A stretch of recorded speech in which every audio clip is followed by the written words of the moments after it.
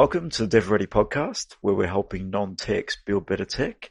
Today we have Adam Turner joining us. Adam is a freelance journalist, writes for the likes of The Age, Sydney Morning Herald. Adam, thanks for joining us. Me.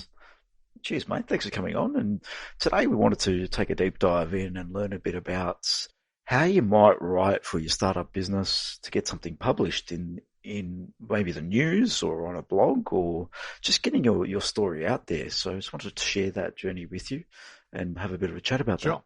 So Adam, let's take a few steps back. Let's talk about who you are, your background, and pretty much how you got into journalism. Sure. Okay. Well, let's see how far back we want to go. I have been a freelance technology journalist for 15 years. I'm based in Melbourne, so I'm very much locked down at the moment with a curfew for the first time since I was about 14. And before that, I worked for The Age. So I started at The Age as a cadet in 1998, having done a journalism and politics degree at Deakin University in Geelong. And I was a cadet for a year, and then I worked so you work your way around the paper. And then I was on Green Guide for a year, so that's the entertainment section of The Age. And then in 2000, I moved to the IT section, just as the .com crash came along and the arse fell out of everything. So when I joined this section, the editor's like, make sure you keep your passport up to date. You'll be going places and doing things. And then boom, it all just went to hell. And then nothing. But still, that was great because I was a nerd and I'd always been interested in technology and I could write. And so that was the marriage of the two things that I was really good at and interested in. So that was 2000. And then about 2005, I was deputy editor and my son was about 18 months old and my wife was going back to work because she got 12 months leave, because she paid for work for a university. And I thought, you know what, I think it's time to do my own thing, to get out of here. And they were about to make a few changes to my role, which meant a few things were being added to my job for maybe a bit less money. And I'm like, yeah, I think you've just made the decision for me. I was teetering the edge. That's made the decision. So I went out on my own. And The Age Fairfax, so The Age, the Sydney Morning Herald, was still my biggest customer, at least back then. But then I started writing for other people as well. And for the first few years, it was just consumer tech. So I was writing for the likes of MacWorld and APC and those kind of consumer tech magazines. And then after a couple of years, I started to write biztech as well, because when I worked at the paper, I was the deputy editor of the biztech section, not the consumer tech section. So I knew this stuff really well, and it was a bit stupid not to take on this kind of work when I was good at it and I knew how to do it. And so that kind of expanded over time until probably more of my work was coming from biztech than consumer tech. Then at the same time, I also started to move into corporate writing. So things like writing white papers, ghost writing for people, thought leadership. You might have a business and you want to have a blog and you want to talk about your industry, and not to spruik yourself, but, to be as like a trusted advisor in the industry. You know what you're talking about, but you maybe struggle a little bit to be articulate and put it all together. You come to me, I talk to you on the phone, I polish it, make it sound good, I send it back to you, you send some money, and the dance continues. So that's the kind of thing that I do. And now more of my money comes out of that, especially because the journalism work has slowed down a bit because of the nature of the industry. And at the moment, it's even worse. So the bulk of my money actually now comes from that kind of stuff. Plus, I have my own consumer tech podcast called Vertical Hold Behind the Tech News that I do every week with another freelance technology journalist. And we've been doing that for 7 years now, which I think in podcast years is 49. Podcast years are like dog years. Effort. Yeah, well done. Very long time. So yeah, that's really good. And that's one of I can still get my consumer geek on, even when I spend the whole week just, writing about supply chain management and whatever. I can still get on that and talk consumer tech. And I mean, the NBN is what we've talked about more than anything else. It's our soup du jour. Okay. So all of those things keep me busy. There's plenty there. Thanks. A bit of a take there. And so 20 years you've been on your own. I've been a journo for more than 20 years, and I've been freelance for about 15. Yeah, perfect. Well, thanks for sharing that. So writing. Now, it's not something that we all love. It's something that we are starting to get a grip of. We need to do. And I think we're all in a marketplace where there's blogs everywhere. There's content all over the place. Where do you start if you want to start looking to sell your story around your business? What should we do if we are a business out there or even just running a blog or whatever we might be doing to get maybe publicised in other places, to get our name out there? Where should we start? The first thing you need to do is think about who you want to reach, and then you figure out how you're going to reach them. Because there's no point pitching your ideas to editors and journalists who aren't interested, especially if it shows that you've done no research. Like I just said, I cover the broad gamut of consumer and business tech. So if you send me a press release about anything vaguely techy, even if I'm not maybe that interested in it, it's like, yep, fair enough, that's my thing. But when I get an email that says, "Dear Mr. Turner, would you like to review our range of garden furniture?" That's when I get that makes sense. It's like, you have done zero research. You know nothing about me. You haven't even spent 30 seconds Googling my name to see what I'm interested in, what I do. You are not worth my time. And so that's the first thing you need to do.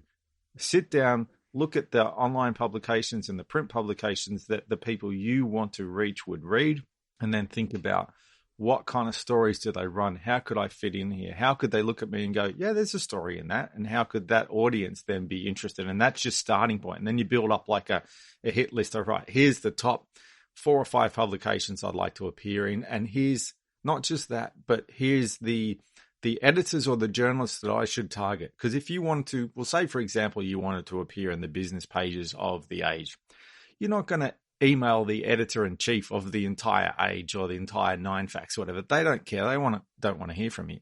So you've got to figure out, all right, who is the business tech editor? Or perhaps even better than that, who is the journalist who writes a business tech section, who writes about the kind of things that I do?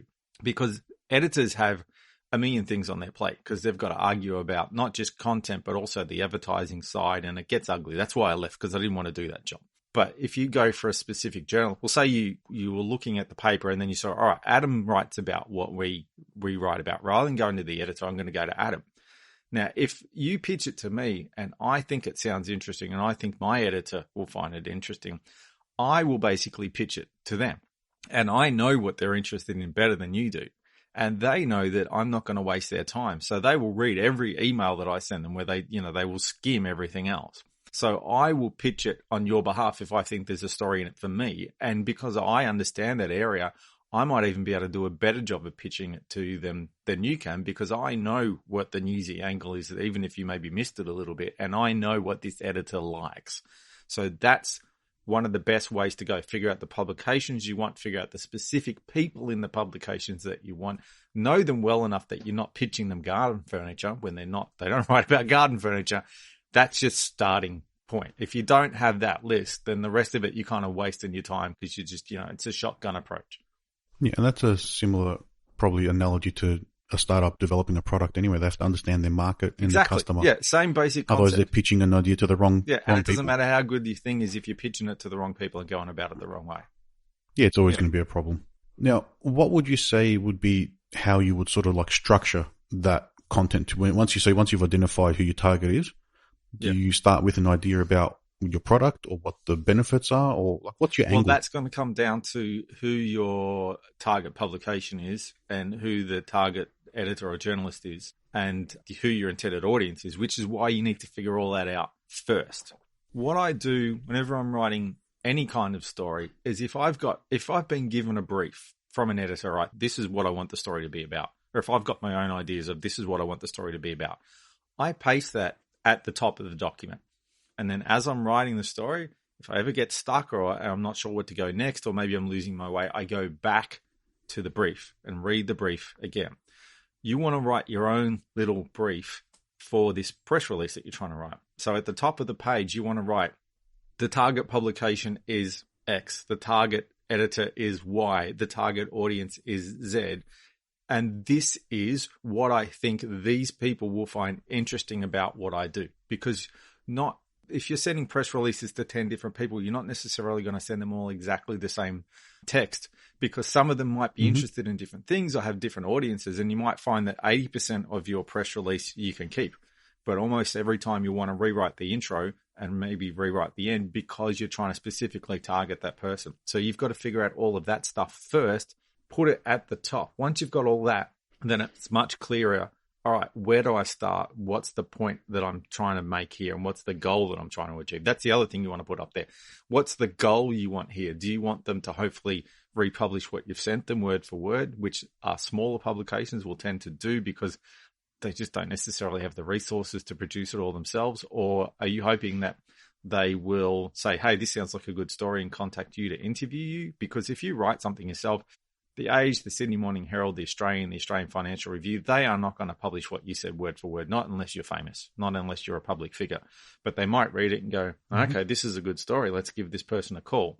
So have that in mind. Or is it that you want to be included in something else that they're doing, or you want them to review your product or speak to you?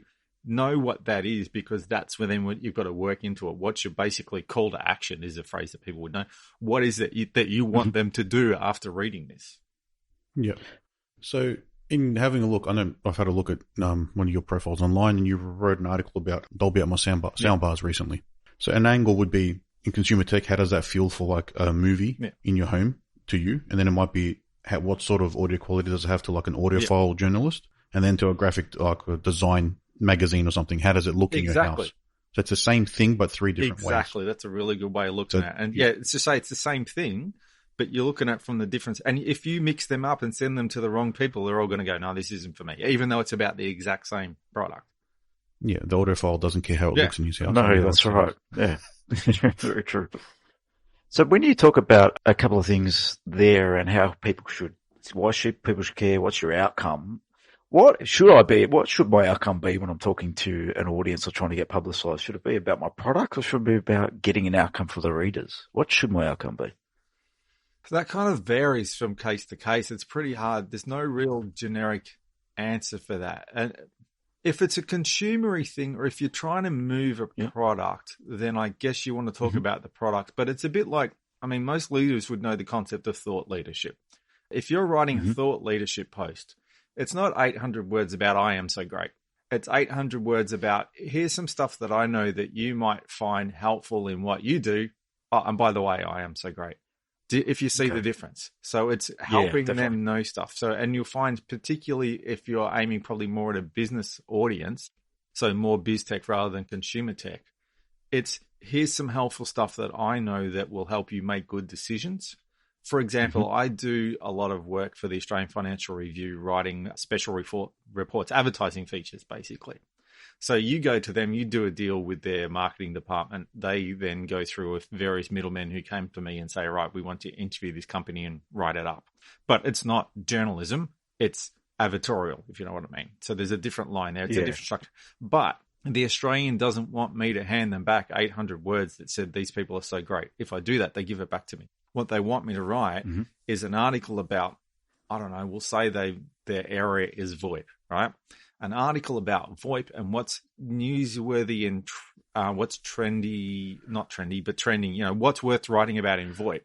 You start off talking about that, and then you bring in the customer as like the voice of experience, and you bring in some thought leadership and some advice and mention what they do in passing.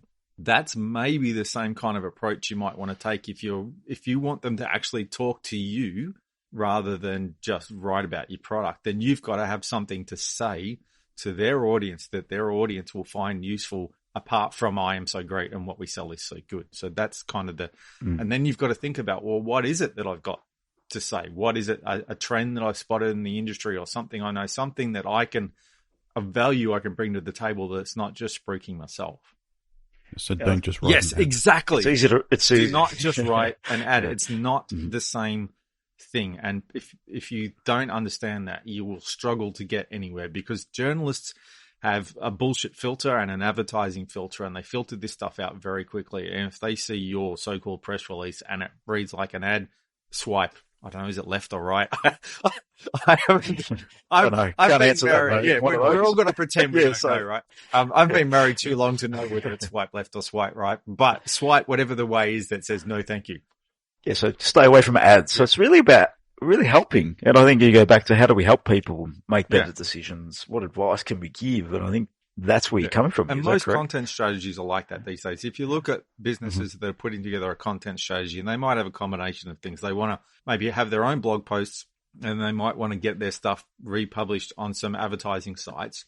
it'll often be about, here's what's happening. Go to any business website that has a good blog, and the blogs will not be just about their products. The blogs will be about, okay, Microsoft's made a change to the latest version of Windows, and here's how it affects you in this area, or such and such. Here's a new trend. There's a new form of something, of going back to VoIP. There's a new protocol. What does it mean? When would you use it? Like useful information like that. That's the way to go about it. And then at the end, it's like, okay, now you can see I'm a trusted advisor. If you need to talk to someone about this stuff, come to us. And that's where you sell yourself right at the end rather than throughout the whole thing. Makes sense.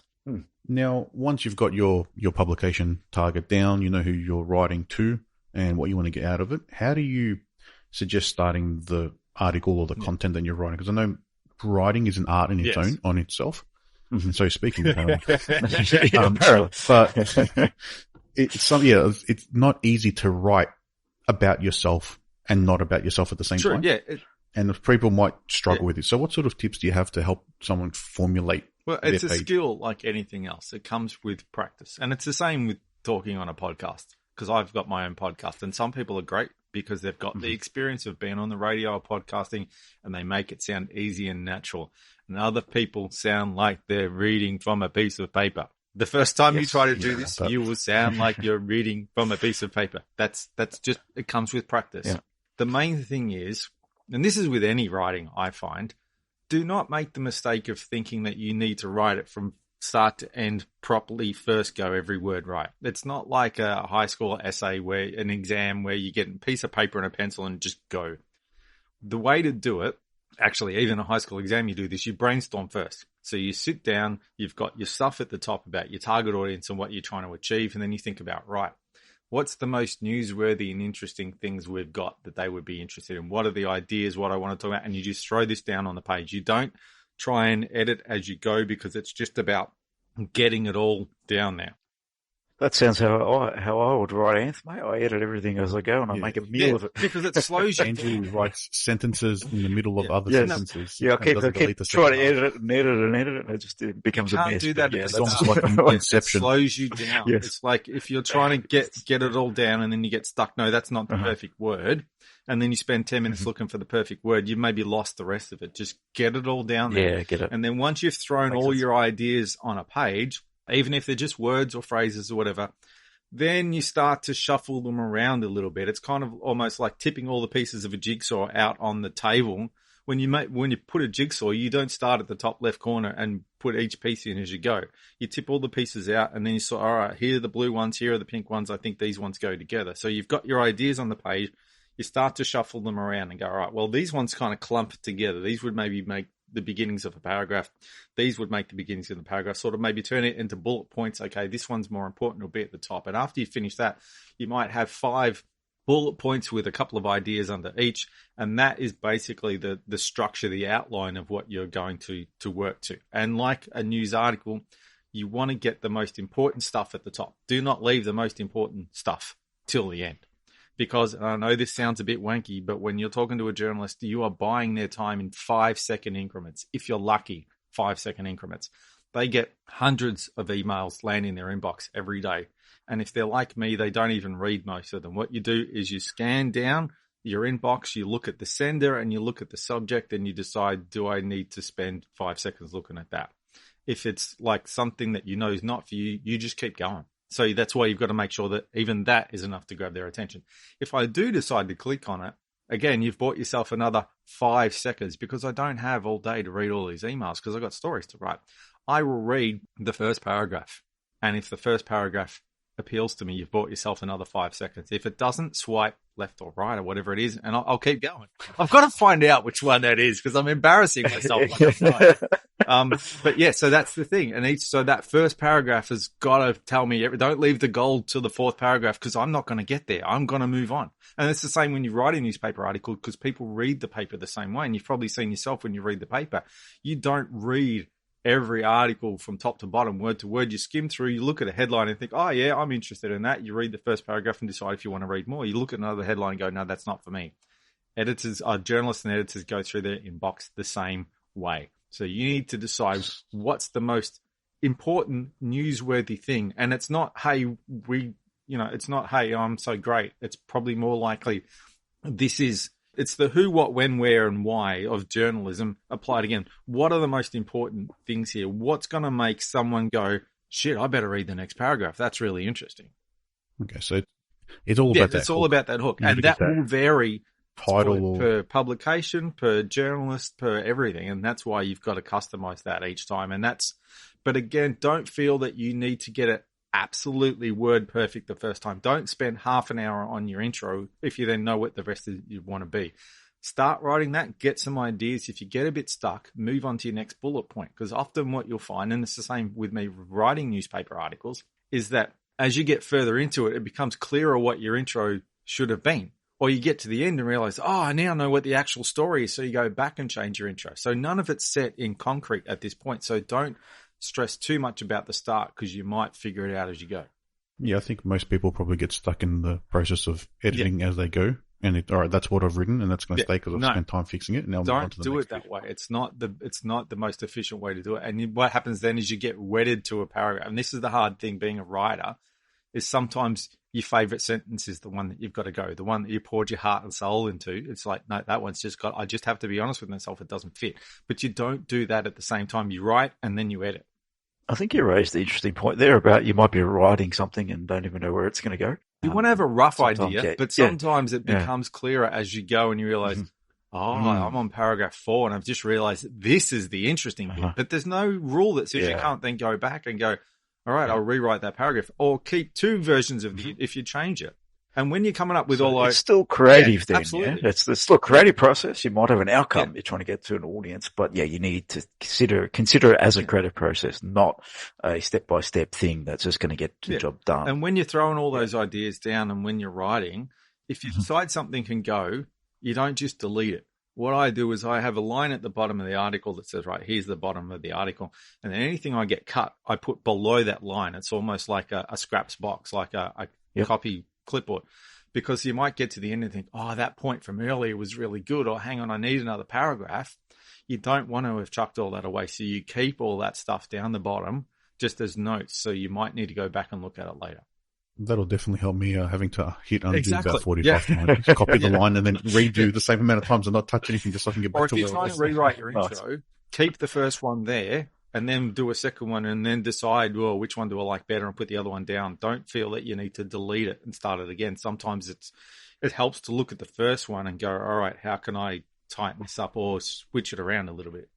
And it might even become the intro for a second angle to another journalist at that point. The stuff you put down the bottom, you might go, all right, that didn't fit here, but hang on, this is a consumer one, but this one's aimed at, what we're talking about, sound bars. This one's aimed at people who sell sound bars, not people who buy sound bars. That's gold. I'll keep that and use it over here.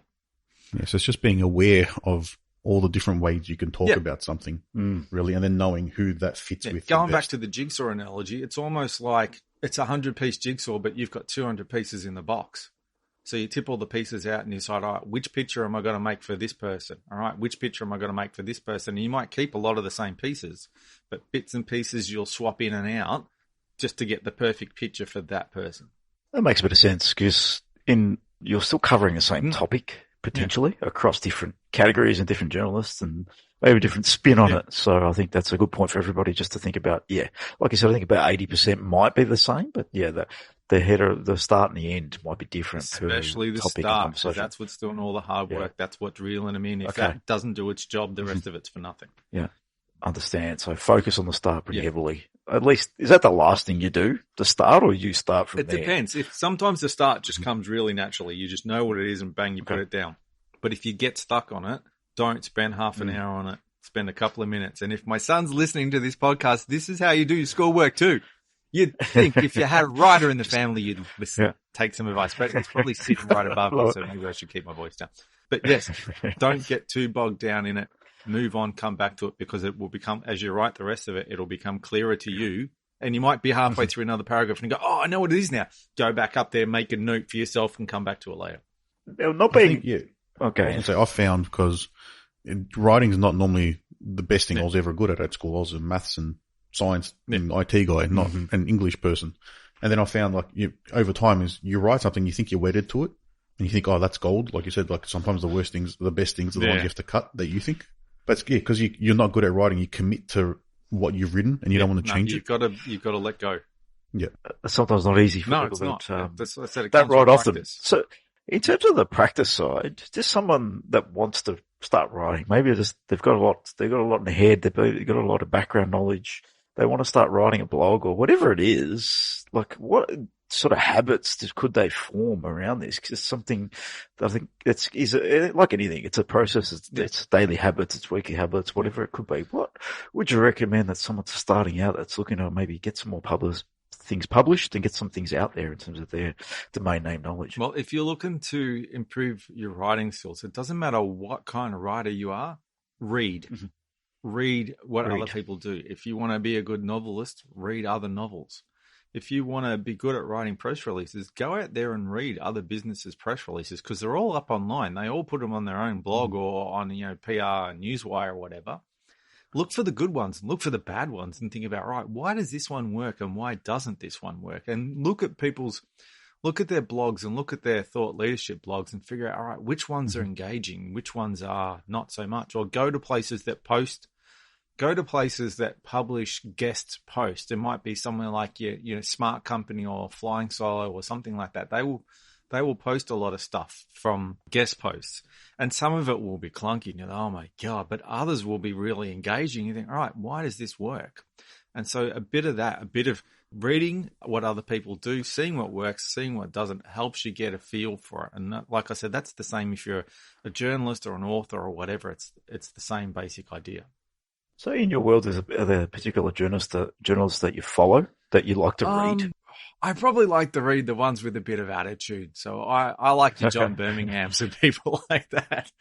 It's probably because I will normally see stuff pop up on Twitter or maybe Google News. So it's the kind of the usual suspects. But there are some publications that you respect more than others, or some journalists that you respect more than others. But it depends on the different fields as well. Like some will, knows more of one thing than another.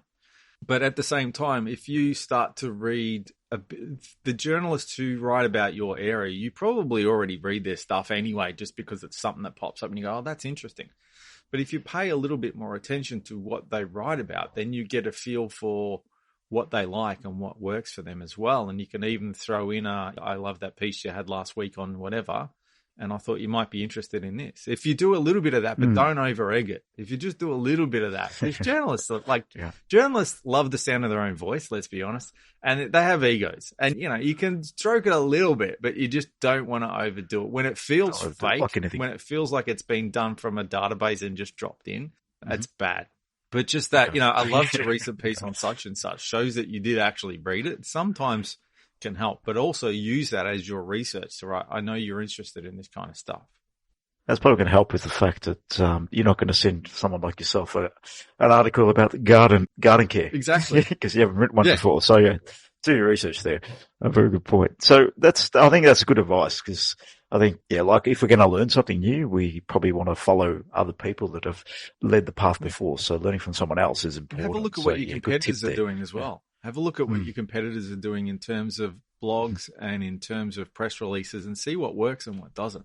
Because this is one of the first things I will do. If you come to me as a corporate writer and say, okay, Adam, we want you to write, I don't do press releases, but I do thought leadership, like blog posts, and I do things like white papers and discussion papers and stuff like that. And one of the first things I will say to you is send me a link to a couple of things that you like. It doesn't matter who it was written by. It doesn't matter if it was written by your competitor or whatever, but just so I can get a feel for what you're looking for in terms of style, in terms of content, in terms of everything. So that can really help to have an idea in your head of, this is what I think is an example of what's good. Or sometimes I'll even say, even if it's terrible, show it to me and tell me why you hate it, because that will really help me get a feel. Because just saying to me, give me 800 words on VoIP. Well, all right, I can, but I can't guarantee they're the 800 words you want. Like, the more you can tell me what you want, the better what you'll get. You won't get a generic 800 words. You'll get something that's more suited to you. But if you can also point to something and say, I like the attitude in this, or I like the level of detail, that's often a thing, because some people will want to keep it very high level and, thought leadership, and others will want to get down into the technical detail. And I can do either. But if you want one, you don't want me to give you the other, but you need to tell me that up front. Yeah, and that'll come from understanding who you're writing for. Correct. Yeah, understanding who you're writing for, but also understanding is because I need to say to them, what is the goal of this? What are you trying to do? Are you trying to educate the customer? Are you trying to drive sales? Is this pre-sales? Is this post-sales? And then you need to understand your audience. It doesn't matter what you're writing, you need to know your audience. Yeah, it's the same with anything, really. If you're going to write it yourself or get someone to help you, you still need to know the goal. Yeah, but even if you want to get someone to help not going to deliver anything. If you want to come to me and say, Adam, help me write this, you can't just say, Adam, give me 800 words on VoIP. Well, you can, but you'll get 800 generic words on VoIP. And that's frustrating that some people think, but that's your job, isn't it, Adam? I'm paying you to do that. It's like, yeah, but the more you help me understand what you're trying to achieve, the happier you will be with what I give you. And some people just cannot get their heads around that. Yeah, it's the same as software. Building a house. Yeah, it's software. Exactly the same. Exactly the same. Yeah. Don't just say, give me an house. You don't go to an architect and say, build me a house and then walk away. Houses are good example. I often use the housing analogy for things. Yeah, all the time. Houses are great. Doesn't matter what you're doing because it's got to have a foundation. It's done in layers. There are people who do different jobs. There's the bricklayer and there's the architect, and they have different roles. And you can't expect one to do the other, and you can't not hire one, not pointing the fingers at anyone particular I've worked with recently, but you can't not hire an architect and expect the bricklayer to design the building and then not be happy. It's like, well, no, that's not their job, you know. Yeah, and you can't hire the architect and say, build me the house and walk away and not tell them that you want But also the architect's an architect, not a bricklayer. So the architect's going to have to go out and hire a bricklayer, and you've got to allow for that in your costing. So you've got to understand that there are different roles to be played. Yeah. So when I get down to actually physically making this interesting, engaging for the reader, what things do I need to consider? So we've got some dot points. We're writing a little bit. Like, how much should I write? Or how little should I write? What should I be focusing on? Well, at this point, you've got a good idea of what your intro is going to be, and you want to keep it probably under about, we'll say 40 words, give or take. Nice and snappy to the point. Yeah. And a nice type headline as well. And then you probably, if it's a press release, you probably only want 4 or 5 paragraphs. You really don't need more than that. If it's something you're writing that you're hoping they will publish word for word, you might make it longer. But if it's just enough to grab my attention, so I go, yes, all right, Anthony, I'll give you a call and we'll write a story about this. You don't need to write me 800 words. You just need to write enough to get me to want to write 800 words about you. Okay. I think, most people get caught. You have to write not in a press release. I've been under the impression you 4 have to. 4 or 5 paragraphs. You've really got to have a good reason to go past about paragraph 5 it's all about writing concisely and engagingly. And most people cannot do this. And corporate people, business people, marketing people are the worst. And the reason why is because they've been trained to think that the most convoluted way to say it makes you look smart. There's nothing, because I do a lot of ghostwriting or working on things like this with people who write business reports, and they will find the most, you know what it's like when you read a business report and if there's a simple way to say it, no, I can't do that because people will think I don't know what I'm talking about. And I find this when I ghostwrite for people, I sometimes have to go back and add some of that in. I'll write it the way I think it should be and then go back and add in a bit of this corporate doublespeak because or else they won't be happy with it because they think that their audience thinks they won't know what they're talking about if they don't talk like someone who swallowed a bloody dictionary. Not just swallowed a dictionary, swallowed a marketing dictionary. Don't do that because the journalist doesn't want to hear that. If your thing reads like it was written by a bloody committee of marketing people, they're not going to read it. It's got to be tight. It's got to be concise. It's got to be active tense. So look for every word that's redundant, every way you can get it to flow quickly and evenly. In that first paragraph, every word needs to be doing a job. And if it's not, find a way to get rid of it. And after that, every paragraph needs to be doing a job or else get rid of it. Do not tell me the same thing twice in 2 different ways in 2 different paragraphs because you've just wasted my time. It's just bang, bang, bang. Keep it concise. And that's what good reading is about. And see, when you read something like that, it's like anything. When someone does it well, you think it must be easy. Right? If you read something that's well written, it's like, oh, yeah, that was great. And then you try and write it yourself and it just comes out so clunky. So even Google like how to write in active tense or how to write even something like how to write a press release. There's lots of good stuff out there, and it will tell you about this, about active tense, about writing in the third person, about keeping it neat and tight. Don't get too bogged down in technical detail in the first intro. Tell me, the job of the first paragraph is to tell me as the reader why I should give a shit. That's what it comes down to use a technical term. To use a technical term. Yeah. If it's not doing that job, you've just wasted your 5 seconds. You've wasted your opportunity. Tell me why I should care. Why is this important? It's got to be efficient, but not necessarily dry, but efficient. Yeah, because you need to engage. There's a bit of a balance there, right? Concise and engaging is what you're looking for. If it's concise and engaging, it will be efficient anyway. But yeah, tell me to the point. And what I often find is if people are struggling with this, imagine you've just met me at a party and we're talking. I'm like, oh, what do you do? And you're telling me about this stuff. And then you want to tell me about this. And I don't know as much about it as you do. You know why it's cool and interesting to you, and you want to explain that to me. How would you tell me in a couple of sentences why this is cool and why I should be interested in it? Don't give me the marketing spiel. It's not a marketing pitch. I'm not a corporate person. I don't care. Tell me why I, as your average punter, should care about the story you're just about to tell me. And if you can explain that just naturally as if you're talking to another person, what you just said is probably your intro or pretty close to it. That's when people do. I just say to people, because it goes back to when I was a cadet. And the news desk editor, if I was struggling and he'd come and he'd look over my shoulder and he'd say, Adam, actually he'd say mate because he was South African, so everybody was mate. He'd say, mate, what's the story about? And I'd think about it and I would explain it to him and he'd say, well, that's it, write it down. If you can, because what you've got to do is distill it and then explain it in such a way that it's interesting to someone else, which is easier for me because that's one of the key skills of being a journalist. So I understand that's harder for other people. But once you can explain it concisely to someone else in a way that they will find interesting, chances are that's your intro. And if you can't do that, if you can't explain to me in a paragraph why I should care, go back to the drawing board. Maybe you're trying to cram too much in that paragraph. Maybe you're heading in the wrong track. Maybe you've got the wrong thing, but you should be able to come up with one distilled idea. This is why you should read the second paragraph. You said one distilled idea there, so each paragraph should be focused around just one point. Yeah, I mean, it's one of those things where there can be exceptions to rules, like the 40 words. If you go to 41 words and they have 41 words of pure gold, then no one's going to hold that against you.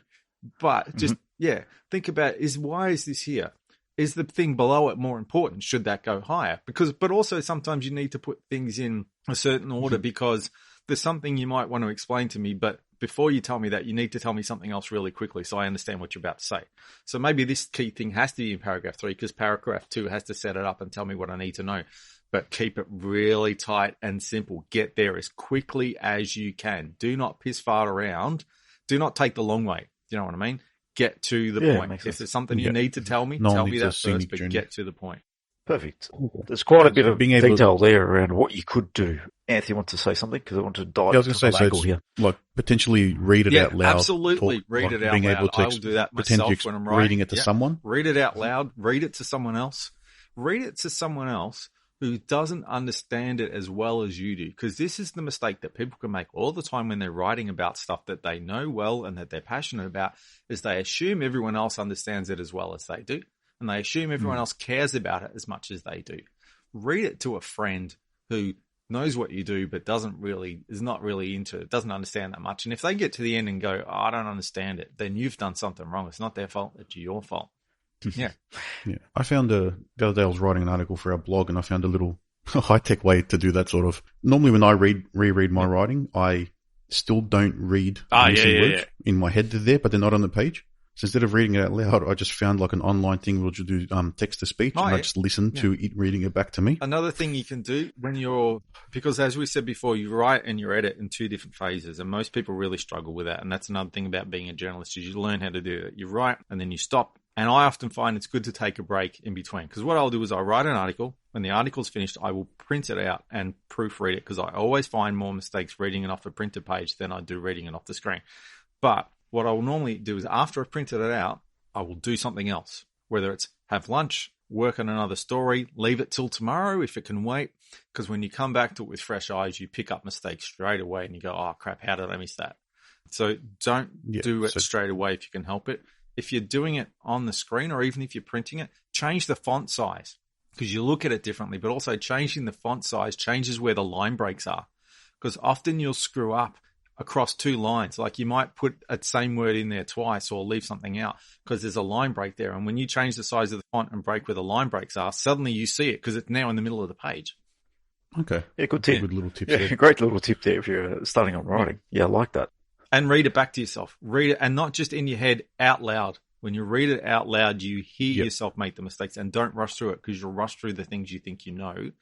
And if you're like me, when I write, like I said, when I get stuck, I go back to the beginning. I don't know if anyone's seen The Princess Bride. When a job goes bad, you go back to the beginning. That's what I do all the time when I'm writing. If I'm stuck, I'm not sure what to do, I go back to the beginning and I read through it and I get back to that point. It's like, okay, I know where I'm going now, which means when I edit it at the end, the first few paragraphs are usually nice and clean because I've read them 20 times. All the mistakes are in the last two paragraphs because I've only read them twice. So keep an eye out for that. You over and over read the start. Yeah, and underread. Yeah, very true. So do you get other people to proofread your stuff or you just... I used to actually. How does that work? That's funny. I used to because my wife studied linguistics at university and she was not working for a few years doing the school mum thing. And so she would proofread a lot of my stuff and she was very understanding because she hates corporate speak. And I had so many arguments with her about whether or not deprovisioning was a word. I got a mate who works at Cisco and he would like come into bat for me and go, yeah, it is word. She's like, no, I don't care. Not in my house. I'm not having it. But that was really helpful to get her to read over it because she understood it well. From having read all my stuff, she understood it well enough to go, okay, this bit's wrong or doesn't make sense.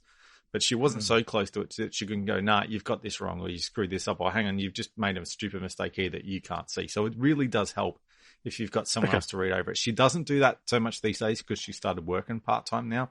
So it's very rare, only if it's a big job or something particularly important. I might ask her very nicely if she'll read over it, but it absolutely helps if you can to get someone else to read over, especially something like a press release. Get someone to read it. They don't even have to be an expert in your field to pick up that, oh, you made a stupid mistake here that you just can't see because you wrote it. Yeah, good point. Now, there's obviously a lot of content that's been thrown at people here. So yeah, sorry, I'm a good talker. Like I said, journalists. Yeah, no, there's plenty there. Journalists like the if you dive into it, we're here to help non-techs build better tech. Now, the reason why we've got you on is to take people through the point of maybe putting some articles together, getting your content out there. Now, I'm going to ask you a question.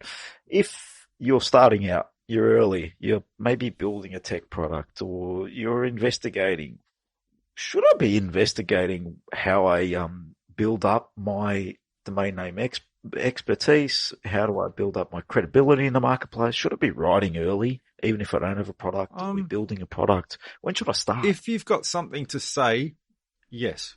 And that's the most important thing. You must have something to say. And I even noticed this with myself because not so much these days because the market's changed a little bit, but there was a time when I used to write 10 blog posts a week across different publications. So you end up basically strip mining your life for content. You need a lot to talk about. But that's a lot of content. But you must have a point because there's nothing worse than reading an article in the paper and realizing this person doesn't actually have an articulate point. They haven't drawn this all together. They've ranted over here and ranted over there and it doesn't actually all join up. So make sure you've got a point. What have you got that's worth saying, not just because you want to spruik your thing, but you have something worth saying that other people will find helpful or interesting. If you have something like that, then yeah, it can help to start building up your credibility and your place in the industry. Get involved in forums and websites and stuff like that. Get to know people, meet people online and contribute. Show that you've actually got something to contribute and you want to be part of this, what's the word, not society, group. And not just community. Thank you. That's the word I was looking for. If you think the man would write for a living, he would know his words. That you have something to contribute and you're not just someone who wants to blow in at the last minute and say, hey, buy my stuff. Yeah, if you can add value along the way and help a community out, I think it's a lot more. It gives you that credibility when you go and try bring a product to the marketplace. And I think if you've built that reputation of being a helper or someone that's adding value, it becomes much easier for people to look at what you have to offer. But it's also market research because then you understand the market better. You understand what people are interested in. Like for me, my friends all know if I help you with a tech problem, you're going to end up in the paper. That's the price for my help because I've just learned something. And I've learned that if you had that problem, someone else probably has that problem as well. So participating in this community helps you understand the community, helps you understand their needs, maybe what they need to know, maybe what they don't know, what are their common misconceptions. That's a good, whenever I do any kind of corporate writing and I'm writing about a business, the 2 questions on my list will be, what are the biggest challenges that businesses face, the customers in your area? And what are the biggest misconceptions they tend to have? When you sit down at the table with them to start talking, what do they tend to have wrong? Because they're the things that people need to know and they need to read in an article. And the way I always like to picture my corporate stories, whether they're corporate or whether they're journalism or biztech stories, I want a C-level executive to be reading this article and go, oh shit, hey Bob, do we do this? Like, have we thought about this? Are we on top of this? I want there to be something in there that makes them go, gee, I'm glad I read this. I need to make sure that we've got this covered. The more you are part of your community and the more you understand not just your product, but your sector, the more you can offer that kind of value that people read what you've thought. And, shit, that's good. I better make sure our people know about that. I better read something else this person's written. It's digging in. It's understanding the domain.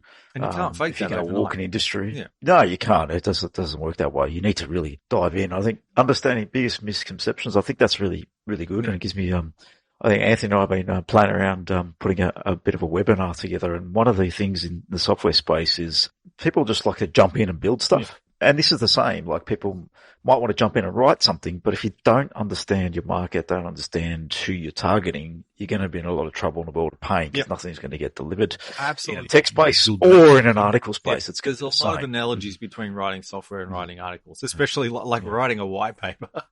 Writing a 10,000 word white paper that you don't just sit down and write the first word and then write the second. Like, there's a lot of structure and you've got to know your audience. You've got to plan it out, break it into modules, the whole thing. There's a lot of analogies there, just like your software, the way you sit down and plan your software, you do the same with your writing. You're brilliant. Yeah, and unless you plan it and have that knowledge and everything, you won't provide the value and you'll just end up with the wrong thing. You'll have wasted your time and your money and other people's time. Yep, exactly. Adam. Now, go. I'll let you go. No, you go. That's fine. I'll say, so now with all these tips and everyone's gone on board, so if we were to start writing, are there any sort of like tools that anyone can use besides Word and like Google Docs? I'm a fan of like Grammarly. Yeah. Anything like that you would say would be helpful to people to just help tighten up some of this stuff? Well, because some people might not be able to tell that some people can struggle with there and there sometimes. I write in Google Docs. I was writing in Google Docs when it was rightly before it was Google Docs. And part of the reason why is working for myself, I wanted the ability to jump between computers and not lose anything. Jump between a machine, a hard drive dies, or just I'm out and I need to write on something else. So that's where I do my writing. And I find I prefer to do that than write in Word, A, because I don't like Word, and B, because I don't want it stuck on one computer. Now, these days, I know Word and Office 365 means I can write on one computer and it goes up to the cloud, but it didn't work that way 20 years ago when I was starting out. Yep. Google Docs. Now, I'll just have a look on my computer while we're talking. This is the thing. Like I said, my wife used to do my proofreading, and when she stopped doing it, it's like, all right, I'm going to have to lift my game here. So I went and looked for a few plugins that they're not as good as her, but they do help. And one of the best add-ons I found for Google Docs was called, I look here, it's called Grammar and Spell Checker -language tool. Check full document. I'll try it now and I'll tell me what it's called. I think maybe it's just called language tool proofreading software. It's a free plugin for Google Drive, and it doesn't just pick up typos and stuff. It also picks up sentence structure. Have you used the wrong there, and there? Have you started 5 sentences with the word the, and maybe you should vary it? There's a paid version that'll pick up a few other things. But also Google Drive and Google Docs itself has got a lot better in the last 12 months or so in picking up things like tenses. Like, it's really easy to screw up your tenses because you write a sentence and then you go back and make a change and you don't fix the rest of the sentence. But with Google Drive, if you've written run and now you've changed something in the start of the sentence, which means it should now be running, it'll flag that. It'll spot all those things where, okay, you've got this wrong. So Google has a lot of that built in. And like I said, I don't really write in Word, but Word probably has a lot of that built in as well. So the built-in tools plus language tool proofreading for Google Drive or Google Docs will get a lot of it for you. It's still not perfect. Like, you wouldn't just write it, run that over it and send it. But those two really help. Yeah. No, cool. Yeah, I'm sure it'll help someone out there. Had that episode I'm a with fan of Grammarly at the moment. I had a weird episode of Grammarly. I can't remember, but it just put some random word in there, and I thought it was correct, and it didn't mean anything. I think so I looked at Grammarly, but I decided I liked this one better. But that was a while ago, so it's worth going back and having a look at a couple. And there's nothing stopping you trying a couple and seeing what you think of them. But that one I found worked for me. Little tools that'll help. You used to spell checks, and might as well just take it to the next level with the grammar check. Yeah, makes sense. Yeah, I just got to figure out how to stop writing in passive voice. Yeah, but that's perfect. That's what you want. You want active voice, because active voice tends to be fewer words and tends to be more engaging. Can you explain that a little bit for anyone's listening? Active versus passive? Is it hard to explain? Better to go. Because I need an Yeah, example. it's an interesting Let's see. Like I'm. We have done something. I think passive. I did this as opposed to I have done this. Now, I did this is shorter and a bit more to the point than I have done this. Yes. You'll find a lot of haves and woulds, and that is a good word. 9 times out of 10, you don't need that. If you go back and look at it, it's not doing. If the word's not doing a job, if it doesn't need to be there, get rid of it. Unless the sentence doesn't make sense without it, or it's confusing without it. But yeah. So less words is better. Less words is better. Concise. Yeah, get rid of those filler words. You don't want filler words. It's not a technical term, I know, but that's kind of what I'm trying to say. Get it. But people who write business reports and they say the most painful things, or they don't want to say, hang on, what's the word? This is one that I really hate, right?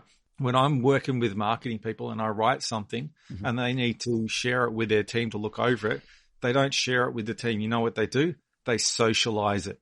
And I want to reach down Zoom and choke them when they say that. I hate it. My wife would have a fit if I used socialize like that in this household. It's not so, but they say that because they want to sound like they know what they're talking about. It's like, oh, I'm so clever and I know all the marketing speak. Do not do that in your press releases, in your thought leadership when you're engaging with people, because it's not impressive. It's just annoying. I've heard things like to use the right words, even target it to, I don't know, at the age of a 9-10-year-old. I've heard that. Yeah, is that year 9? Yeah, year 9, year 8, or whatever it might be. Something as a target. Yeah. Okay. All right. So you trying to get on your audience too, though. Like if you're writing for other if you're a software developer and you're writing for other developers, you can have a certain amount of assumed knowledge there.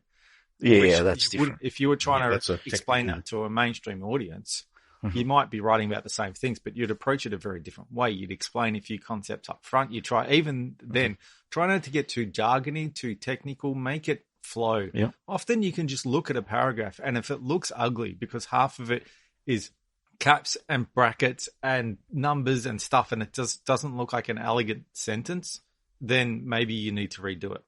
Especially that first paragraph needs to look like neat and elegant text.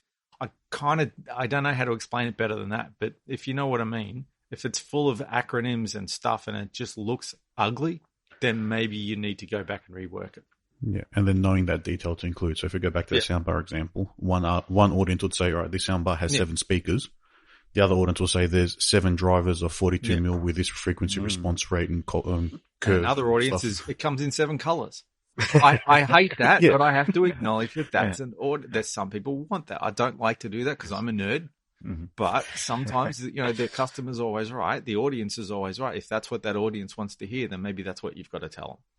Yep. I think there's a challenge there. I think people have said this before. You're writing for an audience, not for your competition. I think, especially if you're writing something technical, but you don't want it to be technical to your industry. You want it to be technical enough but it gets the message across, but it's not too technical that your customers don't understand it. So and your customers really well. There. So if you're writing it for your customers, you know them really well. But if you're writing it for a publication for someone else's audience, then you need to start to get an idea of who that audience is. And if that audience is basically the same as your customers, then that's easy. But if it's not, then you need to spend a bit of time. And that's why go and read the other things that publication publishes and the level of technical detail that they go for and the level of engagement that they go for, and try and get something too similar. Don't bury it down, inspect it. Like if you're selling a new soundbar, it's very unlikely that your first paragraph would list all the great specs of the soundbar. No, bury that a bit further down, unless it's pick one spec that is the one that's really amazing and will impress people because it's new. It does Dolby Atmos, right? If it does Dolby Atmos, put that in the first paragraph because Dolby Atmos is new and interesting and newsworthy and topical. And people go, oh, I've heard of Dolby Atmos. I want to know more about that. But that's the thing. Find out. This is good. Whatever you're doing, what's the Dolby Atmos in it? What's the bit that people will go, oh, that's interesting. Either I didn't know about that or I've heard about that. Because if you're, and this is what I use as a guide when I'm writing about tech. I'm a nerd. I'm interested in this stuff. I tend to be what's ahead of the curve in terms of what people are discovering. So if I find something interesting, then chances are other people will either find it interesting or are just about to discover it. And I might be the reason why they discover it. If I find something old news, well, then it's probably really becoming old news, So you've got to, I use what I'm interested in as a bit of a guide, but you can't use that as a hard and fast rule, but as a bit of a guide, and you do the same. It's like, okay, what is it about this that's cool, that's new, this new format, a new standard, a new something, Dolby Atmos? That's what you want to focus on to begin with. And then later you talk about the size of the tweeters and the woofers and the numbers of thises and that's and whatevers and, D-class amplifiers. You don't put all of that in the intro. Yeah, don't overcomplicate the intro. Yeah. Pad it out in the body. Yeah, and even then don't pad it out too much. Yeah, okay. Yeah, concise. I forgot about that one. Keep it concise. Just focus on one point at a time. Brilliant, Adam. I think that's plenty of information for people just to get started. So I think we had a bit of a chat around starting it, and I think going to read other people's articles and where you want to get publicised is probably one of the biggest takeaways from this conversation for me, coming on the outside in. You've been working a little bit with Anth in the past, but for me, I think that's a really good tip for anyone that wants to get started in writing. Go and read about where your customers are, what they're reading, and what are the articles that exist there. I think it's a really good point. Adam, if anyone wants to find out about you and just maybe wants you to write some articles for them, how might they reach out to Adam Turner? What's the best place to get in contact with you? The best way is to just find me online. I'm at adamturner.com.au. Or if you put in Adam Turner, I tend to come first, which must really annoy the other Adam Turners. I'm sorry, but I've done my SEO work. For such a generic name, you've done well there. Yeah, I've done my SEO work. Simple name. I've come up fairly highly. And just the very quick explanation of what I do though is I'm part journalist, I'm part corporate writer, and I can do one or the other, but not both. So you can come to me and say, Adam, we've got an interesting story to tell that maybe the Age might be interested in, and I will pitch that to the Age, and if they want it, I write it for them. They pay me. You don't. Or you can come to me and say, Adam, I want to write a press release, and you pay me and I help you write it. But then you can't say to me, Adam, can you help me get that in the paper? If you've paid me as a corporate writer, you can't pay me for the journalism side of it because my clients don't want that. I have to have a certain level of independence. If the Age thinks that I'm getting paid by you to get them in the paper, that doesn't fly. And some people get that line and some people don't. So I sometimes have to have that conversation with them at the start, but I can do one or the other. I can't do both. It's a conflict of interest, exactly, right? It's a conflict of interest. And most people get that, but sometimes they struggle, especially if they're from a marketing world where to them the line's really blurred and those two. And I have to just be understanding. They're not bad people. They're just different to me. I get it. In your world, it doesn't work that way. So I try to just be polite and explain, no, in my position, this is the way it has to work. Perfect. Yeah. No, I appreciate it, Adam. Thanks for coming on and sharing your world of history there, and also some really good points for people to take away and begin the writing process if they haven't already. Yeah, it was great to chat. Yeah. Thanks, Adam. And if anyone out there listening gets inspired to write up an article, tag us and let us know what you've written. Cheers, Adam. Thank you. No worries.